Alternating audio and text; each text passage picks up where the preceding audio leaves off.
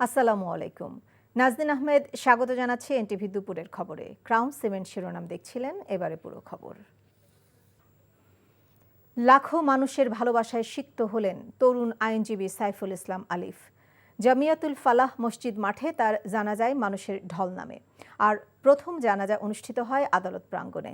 জানাজায় স্থানীয় সরকার উপদেষ্টা হাসান আরিফ, ছাত্রনেতা সার্জিস আলম, হাসানাত আবদুল্লাহ ও বিভিন্ন রাজনৈতিক দলের নেতা সহ বিপুল সংখ্যক মানুষ অংশ নেয়। বিকেলে লোহাগড়ার গ্রামের বাড়িতে তাকে দাফন করার কথা রয়েছে।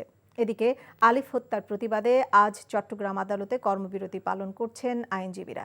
তারা হত্যাকাণ্ডের সুষ্ঠু বিচার দাবি করেছেন। বিস্তারিত জীবন আহমেদের ডেস্ক রিপোর্টে। জমিয়াতুল ফালাহ মসজিদ ময়দানে জানাজায় অংশ নিতে হাজারো মানুষের ঢল নামে।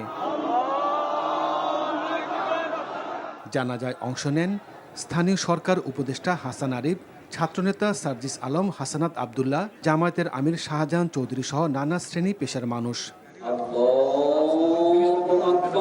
এর আগে চট্টগ্রাম আদালত প্রাঙ্গণে সাইফুল ইসলাম আলিফের প্রথম জানাজা অনুষ্ঠিত হয়। শোকে আমরা স্টিলের মতো শক্ত থাকবো, পাথরের মতো শক্ত থাকবো, যাতে আগামী যে কোনো প্রচেষ্টা এই বিপ্লবকে, এই গণঅভ্যুত্থানকে ব্যর্থ করার জন্য যেই করে থাকুক, যে অঙ্গনের উপরে থাকুক, সেগুলো আমরা প্রতিহত করি। যে খ্রিস্টান সে খ্রিস্টান ধর্ম পালন করবে, আমরা সবার অধিকার রক্ষা করতে ঐক্যবদ্ধ। কিন্তু ধর্মের দোহাই দিয়ে ধর্মের নামে যারা উগ্রবাদী সংগঠন পরিচালনা করবে, সেসব উগ্রবাদী সংগঠনকে বাংলাদেশে এক হাত জায়গাও দেওয়া হবে না। আমরা স্পষ্ট করে সকল প্রতারকদেরকে বলে দিতে চাই,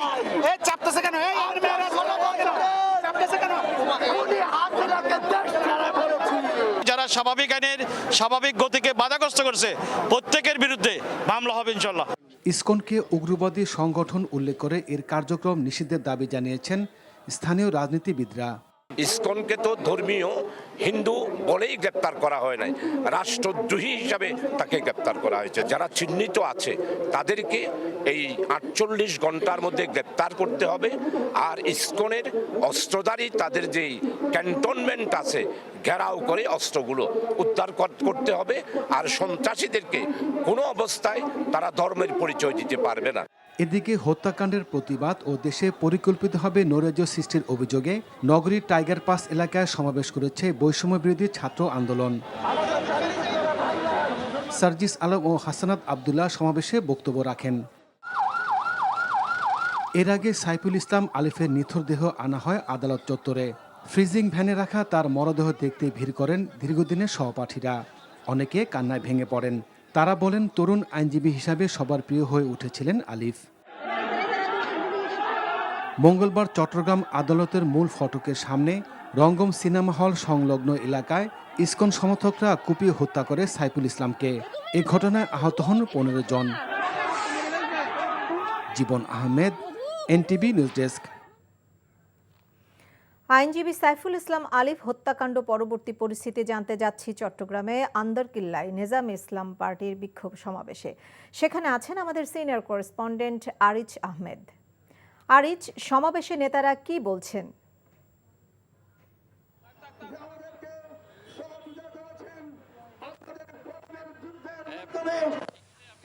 যে জোহরের নামাজের পর থেকে চট্টগ্রামের আন্দরকিল্লায় এখানে সমাবেশ করছে। তারা সমাবেশ থেকে বলছে চট্টগ্রামের যে তরুণ আইনজীবী সাইফুল ইসলামকে হত্যার দায়ী এবং যারা তাকে হত্যা করেছে তাদের দৃষ্টান্তমূলক শাস্তি যেমন দাবি করছে, তাদেরকে গ্রেপ্তার করে আইনের আওতায় আনারও দাবি জানাচ্ছে এবং তারা সনাতনী ধর্মীয় সংগঠন ইসকনকে নিষিদ্ধ করার দাবি জানিয়েছেন।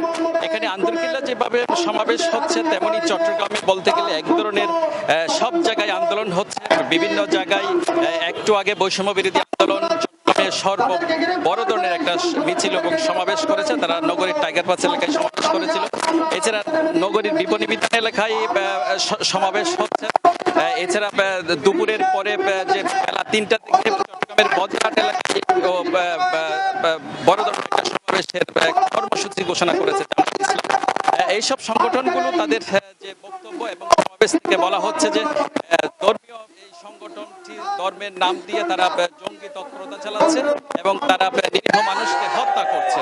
অবিলম্বে এই সংগঠনটি যেন নিষিদ্ধ করা হয় এবং তাদের যারা এইসব হত্যার সাথে জড়িত আছে তাদেরকে যেন আইনের আওতায় এনে দৃষ্টান্তমূলক শাস্তির দাবি জানিয়েছেন। এছাড়া আমরা যেটা দেখেছি আজকে দ্বিতীয় যে জানাজা অনুষ্ঠিত হয়েছে সেটি চট্টগ্রামের জমিতুল ফালাই সর্ববড় ধরনের একটা সাইফুল ইসলামের জানাজার নামাজ অনুষ্ঠিত হয়েছে। এরপর তার লাশ নিয়ে যাওয়া হয়েছে তার গ্রামের বাড়িতে। এছাড়া চট্টগ্রামের এলাকায় সেখানে গাইবানা জানাজার নামাজ অনুষ্ঠিত হচ্ছে। নাজরিন, এই ছিল চট্টগ্রামের সর্বশেষ। জানছিলাম চট্টগ্রামে আইনজীবীদের বিক্ষোভ সমাবেশের খবর। ইসকন নিষিদ্ধের দাবিতে রাজধানীর বায়তুল মোকাররমে সমাবেশ করছেন সাধারণ মুসল্লিরা। সেখানে আছেন সহকর্মী মেজবা হাসান। মেজবা, সমাবেশে ইসকনের বিষয়ে কি ধরনের বক্তব্য রাখছেন মুসল্লিরা, জানাবেন।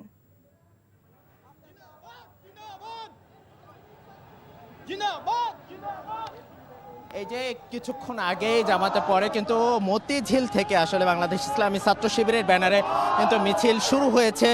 এখন পর্যন্ত মিছিলটি মতিঝিলকে প্রদক্ষিণ করে আস্তে আস্তে এটি বায়তুল মোকাররম মুখে হবেন। ছাত্র জনতার গণ অভ্যুত্থানে, জুলাইয়ের গণ অভ্যুত্থানের যে ছাত্র জনতার গণহত্যার বিচারের দাবি তারা চাচ্ছেন। সেই সাথে ইসকনের গতকাল আমরা দেখেছি যে একজন আইনজীবীকে, সাইফুর রহমানকে ইসকনকে হত্যা করার প্রতিবাদে কিন্তু আজকের এই মিছিল, বিক্ষোভ মিছিল চলছে। এখন পর্যন্ত মাত্র শুরু হলো বাংলাদেশ ইসলামী ছাত্র শিবিরের ব্যানারে মিছিলটি শুরু হয়েছে।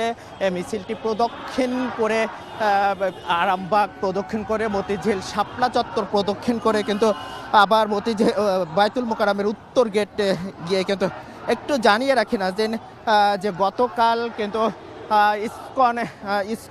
ইসকন সদস্যদের সমর্থকদের ইসে কিন্তু একজন আইনজীবী, রাষ্ট্রপক্ষের একজন আইনজীবীকে নির্মমভাবে হত্যা করা হয়। সেই হত্যার প্রতিবাদে কিন্তু তারা জানাচ্ছিলেন। বিভিন্ন এর প্রতিবাদে কিন্তু বিভিন্ন ইসলামী দলগুলো কিন্তু এই প্রতিবাদ কর্মসূচি ঘোষণা করে এবং কালকে থেকে বিভিন্ন লিপির মাধ্যমে, প্রচার মাধ্যমে তারা কিন্তু প্রতিবাদের জানাচ্ছিলেন এবং বিভিন্ন বিক্ষোভের মাধ্যমে কিন্তু প্রচার জানাচ্ছিলেন। তার প্রেক্ষিতে কিন্তু আজকেও বায়তুল মোকাররম সহ সারা দেশে কিন্তু বাংলাদেশ ইসলামী ছাত্র শিবির সহ বিভিন্ন ইসলামী সংগঠনগুলো, ছাত্র সংগঠন এবং রাজনৈতিক সংগঠনগুলো তারা প্রতিবাদ জানিয়ে আসছে। তার অংশ হিসাবে বাংলাদেশ ইসলামী ছাত্র শিবির আজকের এই প্রতিবাদে অংশ নিয়েছে। তারা যেটি বলছিলেন যে আসলে যে ছাত্র জনতার গণ অভ্যুত্থানের মাধ্যমে যে একটি নতুন একটি রাষ্ট্র বাংলাদেশ পেয়েছে, সেই রাষ্ট্র যে যেন কোনোভাবেই ভুলুণ্ঠিত না হয়, সেই রাষ্ট্রে একজন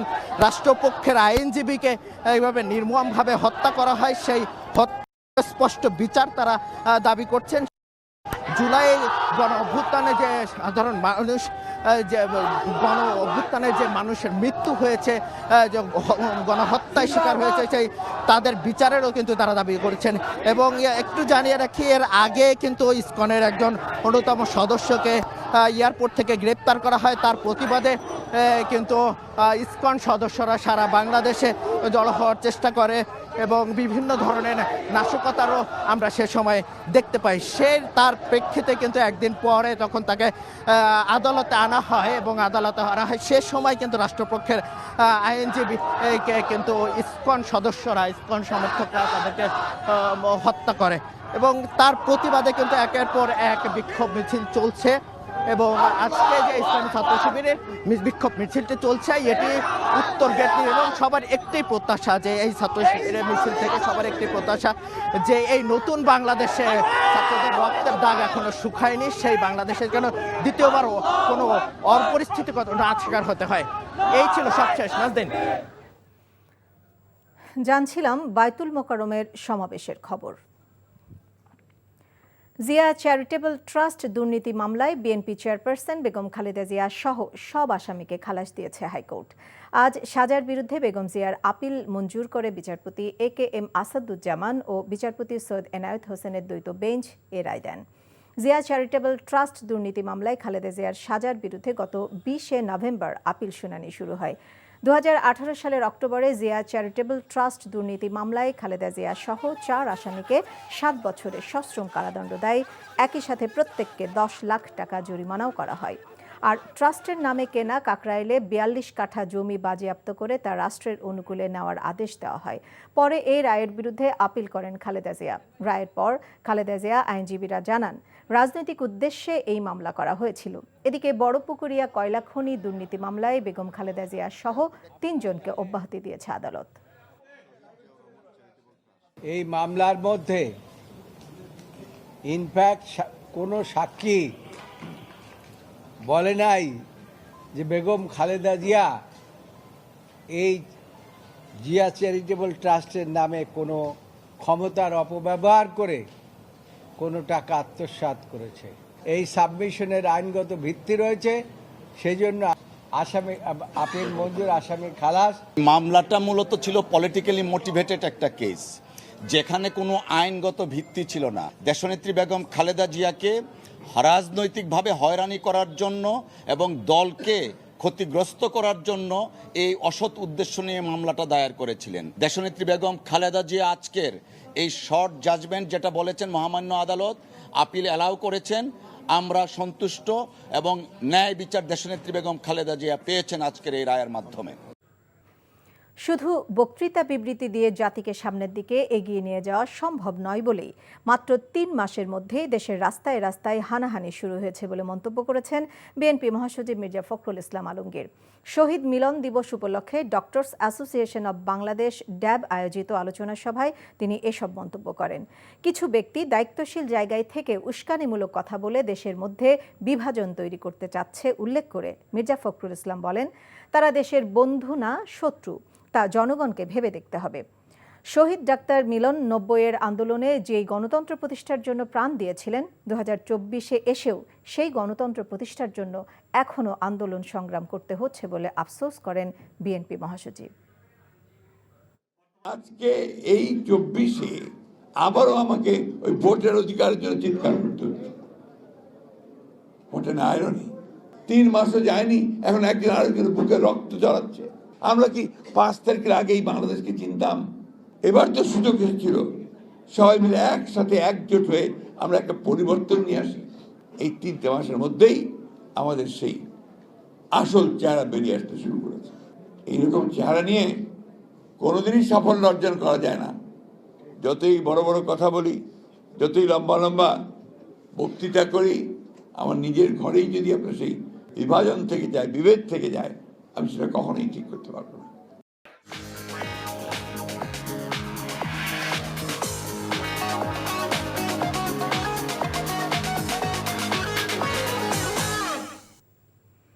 নগদ নিবেদিত অর্থনীতির খবর। দেশের রাজনৈতিক পট পরিবর্তনের পর যুক্তরাষ্ট্র থেকে প্রবাসী আয় ধারাবাহিকভাবে বাড়ছে। প্রবাসী আয় সংক্রান্ত বাংলাদেশ ব্যাংকের সর্বশেষ প্রতিবেদন থেকে এ তথ্য পাওয়া গেছে। বাংলাদেশ ব্যাংকের তথ্য অনুযায়ী সর্বশেষ গত অক্টোবরে যুক্তরাষ্ট্র থেকে প্রবাসী আয় এসেছে প্রায় ৫০ কোটি মার্কিন ডলার। গত জুলাইয়ে দেশটি থেকে প্রবাসী আয় এসেছিল প্রায় ২৪ কোটি ডলার। আগস্টে দেশের রাজনৈতিক পট পরিবর্তনের পর যুক্তরাষ্ট্র থেকে প্রবাসী আয় আসা ৩ মাসের ব্যবধানে দ্বিগুণের বেশি বেড়েছে। জুলাইয়ের পর প্রতি মাসেই দেশটি থেকে প্রবাসী আয় ধারাবাহিকভাবে বেড়েছে।